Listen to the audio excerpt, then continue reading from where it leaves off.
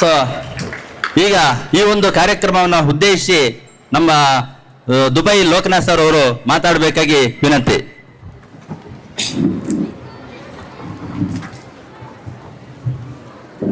ನಮಸ್ಕಾರ ಎಲ್ರಿಗೂ. 80ನೇ ವರ್ಷದ ಸ್ವಾತಂತ್ರ್ಯೋತ್ಸವದ ಆರ್ಥಿಕ ಶುಭಾಶಯಗಳು.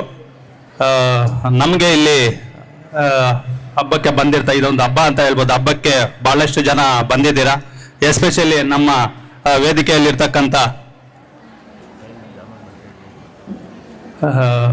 ಇಲ್ಲಿ ವೇದಿಕೆಗೆ ಆಗಮಿಸಿರ್ತಕ್ಕಂಥ ನಮ್ಮ ಬಹಳಷ್ಟು ಗಣ್ಯಾತಿ ವ್ಯಕ್ತಿಗಳಿದ್ದಾರೆ. ಅವ್ರ ಹೆಸರುಗಳು ನಮಗೆ ಹೊಸ ಪರಿಚಯ. ಯಾಕೆಂದ್ರೆ ಆಲ್ಮೋಸ್ಟ್ 30 ವರ್ಷನೇ ಆಗಿದೆ ನಾವು ನಮ್ಮ ಮುಲ್ಬಾಗಲ್ ಬಿಟ್ಟು. ಇವತ್ತೇನು ಏನೋ ದೇವ್ರು ಬರ್ದಿರ್ತಾರೆ ಅಂತಾರಲ್ಲ, ಅದೇ ರೀತಿಯಾಗಿ ಇಲ್ಲಿ ಆದರ್ಶ ಸ್ಕೂಲ್ಗೆ ಇಲ್ಲಿಂದಾನೇ ನಮ್ಗೆ ಒಂದು ಅವಕಾಶ ಕೊಟ್ಟಿದ್ದಾರೆ. ಏನೋ ಒಂದು ಮುಲ್ಬಾಗಲ್ಗೆ ಒಂದು ಮಾಡ್ಬೇಕು ಅಂತ ಬಹಳಷ್ಟು ದಿವಸದಿಂದ ಕನ್ಸ್ಕೊಂಡಿದ್ದೆ.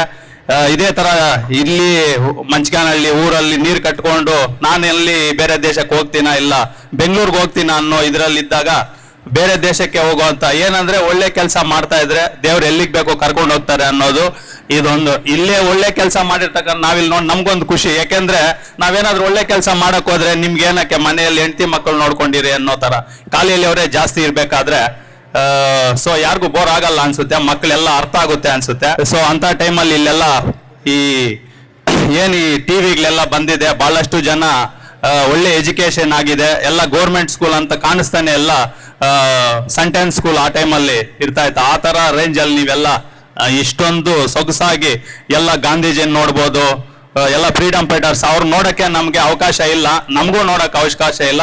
ನಿಮ್ಗೆ ಎಲ್ಲಿ ಸಿಗ್ತಾರೆ. ಆದ್ರೆ ಇಲ್ಲಿ ಅವ್ರು ಅದೇ ತರ ಬಂದಿದ್ದಾರೆ. ಒನಕೆ ಓಬವ್ವ ನೋಡ್ಬೋದು, ನಮ್ಮ ಭಗತ್ ಸಿಂಗ್ ಅಂತೂ ಹಬ್ಬಬ್ಬ ಏನ್ ಅದೇ ತರ ಭಗತ್ ಸಿಂಗ್ ಇದಾರೇನೋ ಅಂತ ಅನ್ಸ್ತಾ ಇದೆ. ಆ ತರ ಬಂದಿದ್ದಾರೆ.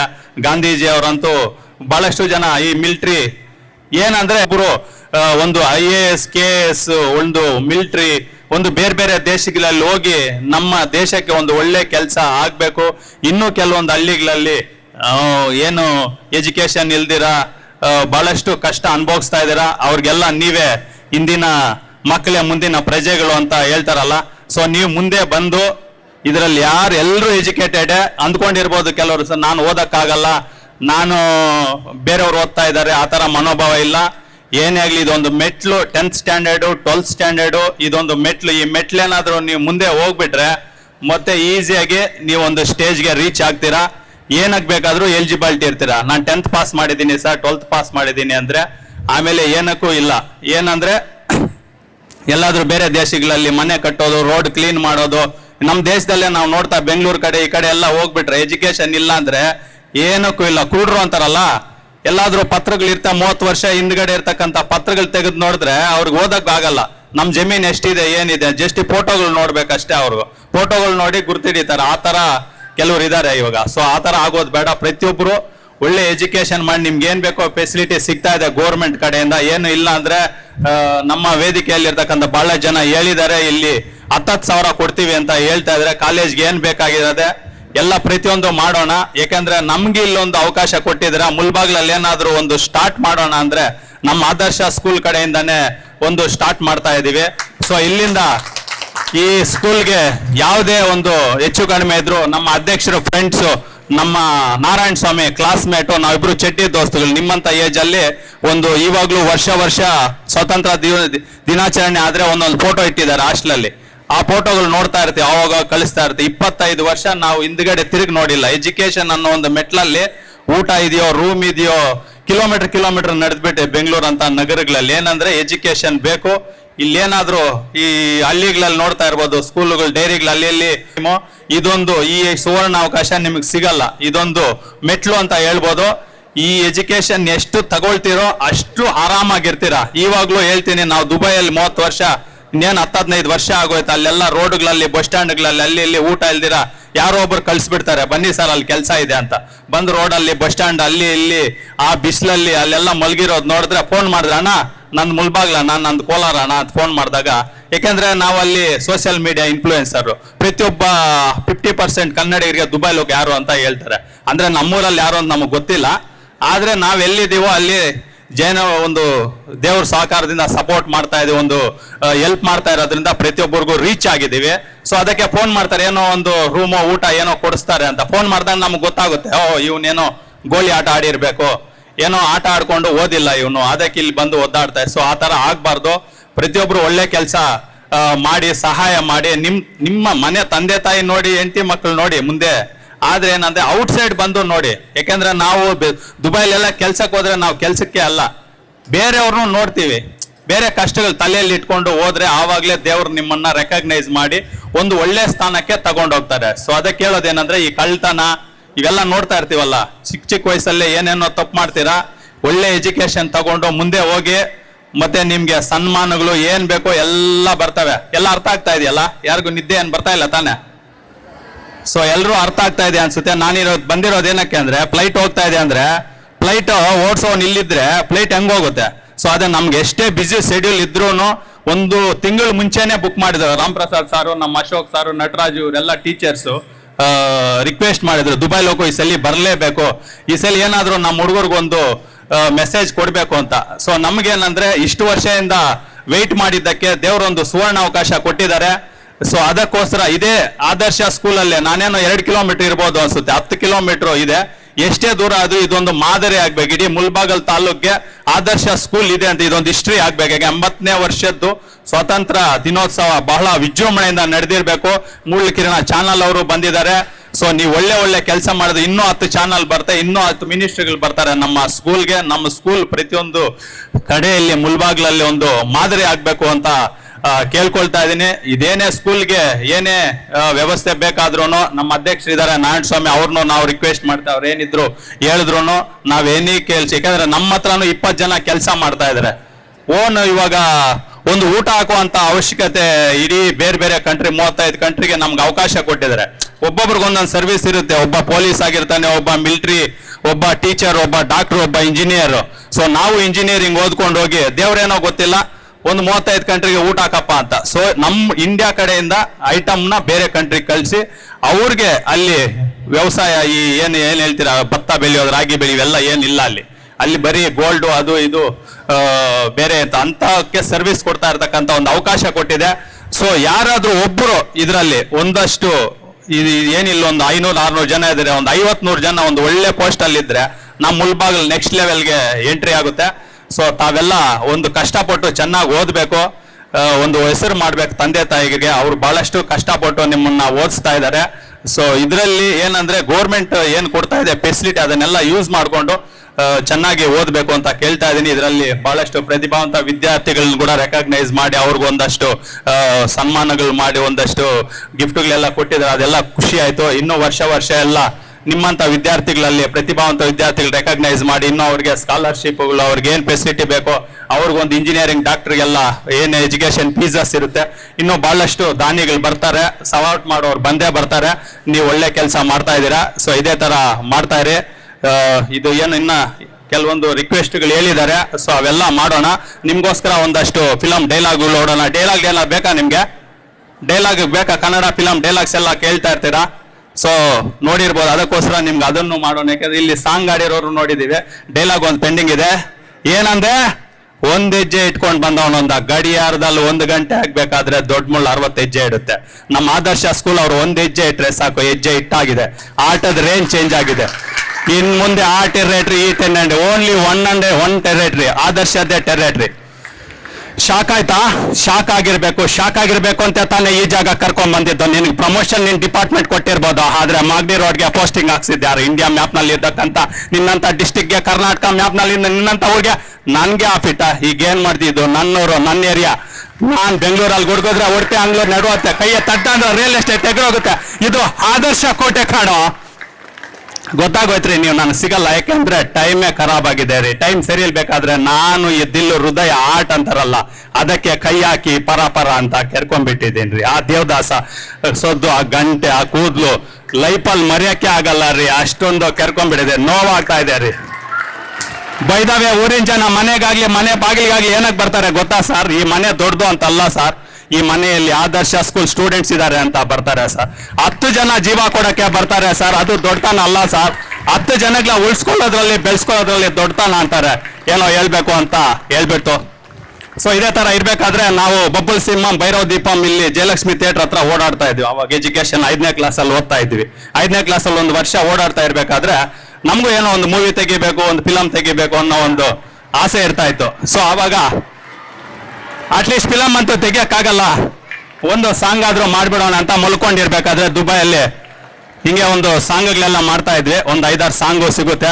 ಸೊ ವೆಲ್ಕಮ್ ಮಾಡೋಣ, ನಮ್ಮವ್ರು ಯಾರೋ ಬಂದಿದ್ದಾರೆ. ವೆಲ್ಕಮ್ ಟು ನಮ್ಮ ಸೋಮೇಶ್ ಸರ್ ಅವ್ರು ಬಂದಿದ್ದಾರೆ. ಅವ್ರನ್ನ ವೆಲ್ಕಮ್ ಮಾಡ್ತಾ ಇದ್ದೀನಿ, ವೇದಿಕೆ ಮೇಲೆ ಆಸೀನರಾಗಬೇಕು ಅಂತ ಕೇಳ್ತಾ ಇದ್ದೀನಿ. ಬಹಳ ಖುಷಿ ಆಗುತ್ತೆ.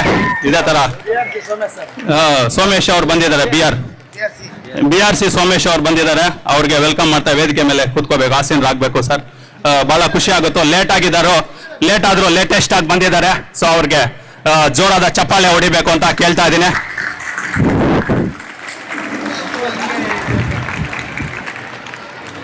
ಸೊ ಬಹಳ ಖುಷಿ ಆಯ್ತು. ಎಲ್ಲರೂ ನಿದ್ದೆ ಎದ್ದಿದ್ದೀರೇನ್ರಪ್ಪ? ಎದ್ದಿದ್ದೀರಾ ಅನ್ಸುತ್ತೆ. ಸೊ ಬಹಳ ಖುಷಿ ಆಯ್ತು, ಯಾಕೆಂದ್ರೆ ನಮ್ಗೆ ಕಾಯ್ಬೇಕು. ಬಹಳಷ್ಟು ವರ್ಷಗಳಿಂದ ಕಾದಿದ್ದೇನೆ. ಇದಕ್ಕೋಸ್ಕರ ಒಂದು ಸುವರ್ಣ ಅವಕಾಶ ಸಿಕ್ಕಿದೆ. ತೊಂದರೆ ಇಲ್ಲ. ಸೊ ಸೋಮೇಶ್ ಅಣ್ಣ ಅವ್ರಿಗೆ ಒಂದು ವೆಲ್ಕಮ್ ಮಾಡಿ ಒಂದು ಹೂ ಕೊಡಿ. ಯಾರಾದ್ರೂ ಅಧ್ಯಕ್ಷರೇ ಕೊಡ್ತಾ ಇದ್ದಾರೆ, ನಮ್ಮ ಸ್ಕೂಲ್ನ ಅಧ್ಯಕ್ಷರು, ಪೋಷಕರಿಗೆ ಅಧ್ಯಕ್ಷರಾಗಿರ್ತಕ್ಕಂಥ SDMC ಅಧ್ಯಕ್ಷರು. ಸೂಪರ್. ಅವ್ರ ಕೈಲಿ ಮಾತಾಡಿಸ್ತೀನಿ ಆದಷ್ಟು. ಅವರು 1-2-3 ಮಾತಾಡ್ತಾರೆ. ಅವರು ನಮ್ಮ ಕನ್ನಡಿಗರು. ಇದರಲ್ಲಿ ಏನಂತಂದ್ರೆ ಜಾತಿ ಭೇದ ಭಾವ ಏನೂ ಇಲ್ಲ. ಯಾಕೆಂದ್ರೆ ಇಲ್ಲಿ ಹಿಂದೂ, ಮುಸ್ಲಿಂ, ಕ್ರಿಶ್ಚಿಯನ್ ಎಲ್ಲರೂ ಇದ್ದಾರೆ. ಇಲ್ಲಿ ಆ ತರ ಅವ್ರು ಮಾತಾಡಕ್ಕಾಗಿಲ್ಲ, ಒಂದು ಇದಿಲ್ಲ ಅಂದ್ರೂ ಅವ್ರ ಆಕ್ಟಿಂಗ್ ಅಲ್ಲೇ ಎಲ್ಲ ಗೊತ್ತಾಯ್ತು. ಹಿಂದೂ ಮುಸ್ಲಿಂ, ಆಮೇಲೆ ಗಾಂಧಿ ತಾತ ಬಂದಿದ್ದು, ಗಾಂಧೀಜಿ ಅವ್ರು ಬಂದು ಅವ್ರನ್ನ ಎಲ್ಲ ಯಾವ ಜಾತಿ ಭೇದನೂ ಇಲ್ಲ. ಯಾಕೆಂದ್ರೆ ನಮ್ಮಂತ ಜಾತಿ ಇಷ್ಟೊಂದು ಜಾತಿಗಳಿದ್ರು, ಇಷ್ಟೊಂದು ಭಾಷೆಗಳಿದ್ರು ನಮ್ಮ ದೇಶದಲ್ಲಿ ಇಷ್ಟೊಂದು ಅಡಚಣೆ ಅಂದ್ರೆ ಯುದ್ಧ ಆಗ್ದಿರಾ ಯಾವಾಗ್ಲೂ ಅಡ್ಜಸ್ಟ್ ಮಾಡ್ಕೊಂಡು ಹೋಗ್ತಕ್ಕಂಥದ್ದು ನಮಗೆ ಖುಷಿ ಆಗುತ್ತೆ. ಎಸ್ಪೆಷಲಿ ನಮ್ಮ ಕರ್ನಾಟಕನೂ ಬಹಳ ಮಾದರಿಯಾಗಿದೆ ಇಡೀ ದೇಶಕ್ಕೆ. ನಮ್ಮ ಬೆಂಗಳೂರು, ಯಾಕೆಂದ್ರೆ ಮುಂಚೆ ಓನ್ಲಿ ಚೆನ್ನೈ, ಡೆಲ್ಲಿ, ಮುಂಬೈ, ಕಲ್ಕತ್ತಾ ಇದೇ ತರ ಹೆಸರುಗಳಿರ್ತ, ಬೆಂಗಳೂರು ಹೆಸರೇ ಬರ್ತಾ ಇಲ್ಲ. ಸೊ ಬೆಂಗಳೂರು ಹೆಸರು ಇವಾಗ ಇಡೀ ವರ್ಲ್ಡ್ಗೆ ಎಲ್ಲ ಗೊತ್ತಾಗಿದೆ. ಬೆಂಗಳೂರು ಅವ್ರು ಬಹಳಷ್ಟು ಬೇರೆ ದೇಶಗಳಿದ್ದಾರೆ, ಬೇರೆ ದೇಶಗಳಲ್ಲೂ ಆಚರಣೆ ಮಾಡ್ತಾ ಇದ್ದಾರೆ. ಸ್ವತಂತ್ರ ಆರ್ಥಿಕ ಇದು ಹಬ್ಬದ್ದು ಬಹಳಷ್ಟು ಕಡೆ ಆಚರಣೆ ಆಗ್ತಾ ಇದೆ. ಸೊ ಇದೇ ತರ ಇರ್ಬೇಕಾದ್ರೆ ಸೊ ಇದೇ ತರ ಇನ್ನೊಂದು ಸಾಂಗ್ ಹೇಳ್ಬಿಡೋಣ. ಯಾಕೆಂದ್ರೆ ಸಾಂಗ್ ಒಂದು ಪೆಂಡಿಂಗ್ ಇದೆ. ಬಹಳಷ್ಟು ಸಾಂಗ್ಸ್ ಹೇಳಿದ್ದಾರೆ, ಡೈಲಾಗ್ಸ್ ಹೇಳಿದ್ದಾರೆ. ಸೊ ನಿಮ್ಗೋಸ್ಕರ ನಾನಷ್ಟು ಓನ್ ಆಗೇ ಒಂದು ಸಾಂಗ್ ಮಾಡಿದೆ. ಯಾಕೆ ಜಾತಿ ಧರ್ಮ ಈ ಮಂಗಳೂರಲ್ಲೆಲ್ಲ ಒದ್ದಾಡ್ತಾ ಇದ್ರು. ಈ ಜಾತಿ ಧರ್ಮ ಅಂತ ಬಡ್ದಾಡ್ಬೇಕಾದ್ರೆ ಒಂದು ಸಾಂಗ್ ಬರೆಯೋಣ ಅಂತ ಆ ಟೈಮಲ್ಲೇ ಯಾರು ನೀನು ಎಲ್ಲಿಂದ ಬಂದು ಬಿಟ್ಟಿಯಾ, ಎದ್ದೇಳು ಪಾಪಿ ನೀನು ಮಲಗಿದೀಯಾ, ಆದಷ್ಟು ಬೇಗ ಒಳ್ಳೆ ಕೆಲಸ ಮಾಡಿ. ದಿಸ್ ಇಸ್ ದ ಲೋಕನ ರ್ಯಾಪನ್ನ ಮತ್ತೊಮ್ಮೆ ಮಗ್ದೊಮ್ಮೆ ಬಂದವ್ರೆ ನೋಡಣ್ಣ. ಜಾತಿ ಧರ್ಮ ಎಂದು ನೀನು ಕೂಗಬೇಡ, ನಾನು ನೀನು ಎಂದು ನೀನು ಮೆರೆಯಬೇಡ.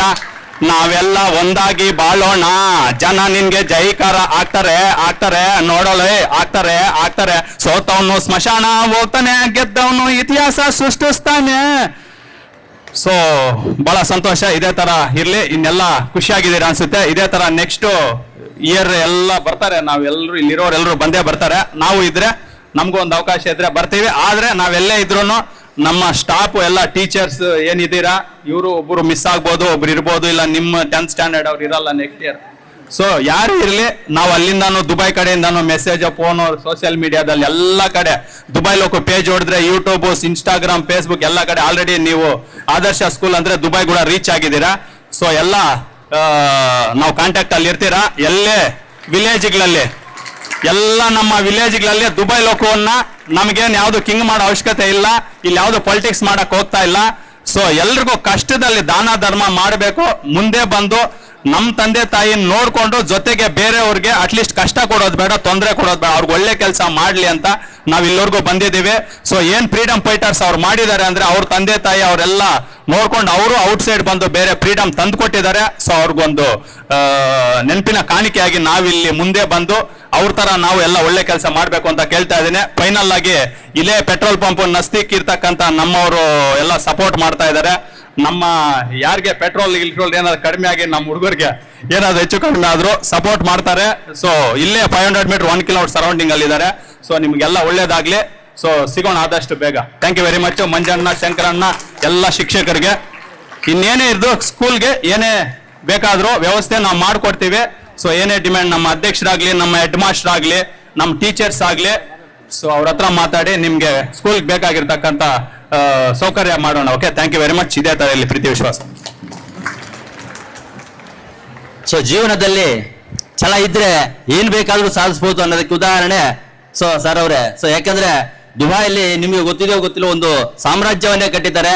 ಜೊತೆಗೆ ನಮ್ಮ ಯಾವುದೇ ಕನ್ನಡಿಗರು ಸಂಕಷ್ಟದಲ್ಲಿ ಸಿಲುಕಿದರೆ ಅವರನ್ನ ನಮ್ಮ ಭಾರತಕ್ಕೆ ಕರೆತರ್ತಕ್ಕಂಥ ಒಂದು ವ್ಯವಸ್ಥೆಯನ್ನು ಸಹ ಅವರು ಮಾಡ್ತಾ ಇದ್ದಾರೆ. ಸೊ ಅವರಿಗೆ ಈ ಒಂದು ವೇದಿಕೆ ಬರೋಗೆ ಧನ್ಯವಾದಗಳನ್ನು ಅರ್ಪಿಸ್ತಾ ಇದ್ದೇನೆ. Good afternoon everyone. ಬೋರ್ ಆಗ್ತೈತೇನ್ರು? 2 ನಿಮಿಷ ಮುಗಿಸಾಕ್ತೀನಿ, ಗೊತ್ತಲ್ಲ.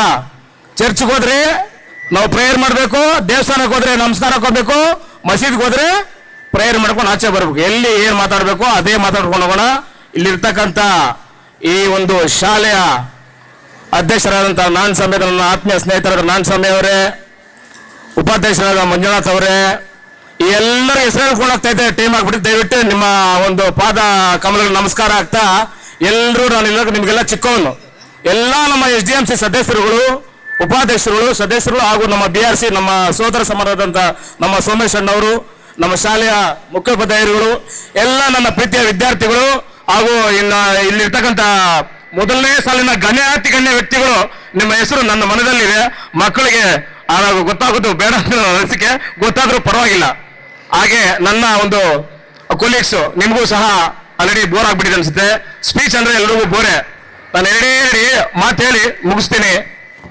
ಇವತ್ತಿನ 80ನೇ ವರ್ಷದ ಸ್ವಾತಂತ್ರ್ಯ ದಿನ ಪ್ರತಿಯೊಬ್ಬ ಭಾರತೀಯನು ಹೆಮ್ಮೆಯಿಂದ ಒಂದು ನಮ್ಮ ತ್ರಿವರ್ಣ ಧ್ವಜಕ್ಕೆ ತಲೆ ಎತ್ತಿ ಕಣ್ಣನ್ನು ನೇರ ದೃಷ್ಟಿ ಮಾಡಿ ಈ 5 ಬೆರಳನ್ನ ನಾನು ಈ ಭಾರತದ ಭೂಮಿ ಮೇಲೆ ಇರೋದಕ್ಕೆ ಈ ಒಂದು ಧ್ವಜಗೆ ಸಾಕ್ಷಿ ಅಂತೇಳಿ ನಾವು ಈ 5 ಬೆರಳನ್ನ ಆ ಕಣ್ಣು ನೇರ ಮಾಡಿ ಒಂದು ಧ್ವಜಾರೋಹಣ ಮಾಡಿ ಒಂದು ಸಿಹಿ ತಿನ್ನೋದೇನಕ್ಕಪ್ಪ ಅಂತಂದ್ರೆ ಇದರ ಹಿಂದಿನ ಇತಿಹಾಸ ಆಲ್ರೆಡಿ ಇತಿಹಾಸ ಟೀಚರ್ ಆಗಿದೆ, ನಿಮ್ಗೆಲ್ಲ ಕ್ಲಾಸಲ್ಲಿ ಹೇಳಿರ್ತೀವಿ.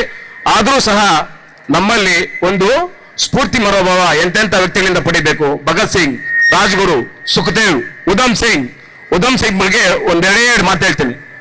ಜಲಿಯನ್ ವಾಲಾಬಾಗ್ ಹತ್ಯಾಕಾಂಡ ಆದ್ಮೇಲೆ ಪ್ರತೀಕಾರ ತಗೊಬೇಕು ಅಂತ 23 ವರ್ಷ ವೇಟ್ ಮಾಡ್ತಾನೆ ಉಧಮ್ ಸಿಂಗ್. 22 ವರ್ಷ ವೇಟ್ ಮಾಡಿ ಆ ಜಲಿಯನ್ ವಾಲಾಬಾಗ್ ಹತ್ಯಾಕಾಂಡ ಯಾರು ಮಾಡ್ತಾ ಅಂತ ಬ್ರಿಟಿಷ್ ಅಧಿಕಾರಿಯನ್ನ ಕೊಂದಾಗ್ಬಿಡ್ತಾನೆ ಸಿಂಗಲ್ ಆಗಿ. ಆ ರೀತಿಯಾದಂತಹ ಒಂದು ಪ್ರೇರಣೆ ಇರಬೇಕು ನಮ್ಮಲ್ಲಿ. ಅದೇ ರೀತಿಯಾಗಿ ಶಾಂತ ಸ್ವಭಾವನು ಸಹ ಮಕ್ಕಳು ಬೆಳೆಸ್ಕೊಳ್ಬೇಕು. ನನಗೆ ಹೇಳೋದಾದ್ರೆ ನಿಮಗೆ ಇಲ್ಲಿ ಕ್ಲಾಸ್ ರೂಮ್ ಅಲ್ಲಿ ಹೇಳಿಸ್ಕೊಳ್ಳೋಣ. ಸದ್ಯಕ್ಕೆ ಕಾರ್ಯಕ್ರಮ ಮುಂದಿನ ತಯಾರಿ ಮಾಡ್ಕೊಳ್ಳೋಣ. ಈಗ ಒಂದು ಊಟದ ವ್ಯವಸ್ಥೆ ನಮ್ಮ ದುಬೈ ಲೋಕಿ ಅವರು ಪಾಪ ವ್ಯವಸ್ಥೆ ಮಾಡಿದ್ದಾರೆ. ಸಿಹಿ ಕೂಡ ಇದೆ. ಅದರ ಜೊತೆಗೆ ಒಂದು ಚಿಕ್ಕದಾಗಿ ಕೊನೆಯಲ್ಲಿ ಸನ್ಮಾನ ಇರುತ್ತೆ. ಯಾರಾದ್ರೂ ಬೇರೆಯವ್ರು ಮಾತಾಡೋದಿದ್ರು ಸಹ ಅಕ್ಕ ನೀವು ಮಾತಾಡ್ಬೋದು. ಯಾಕಂದ್ರೆ ಹಿಂದ್ಗಡೆ ಕುತ್ಕೊಂಡು ನಮ್ಮಲ್ಲಿ ಯಾರು ಟೈಮ್ ಆಗಿದೆ ಅಲ್ವಾ. ಅಧ್ಯಕ್ಷರ ಕೊನೆಯ ಭಾಷಣ ಮುಂಚೆ ಸೋಮೇಶ್ ಸರ್ ಒಂದೆರಡು ಮಾತು ಮಾತಾಡ್ಬೇಕು. ಸೋಮೇಶ್ ಸರ್ ಪ್ಲೀಸ್ 2 ಮಾತು ಮಾತಾಡಿ ಸರ್. ಸರ್ ಅದು ಸಾಕಾಗಲ್ಲ ನೋಡು.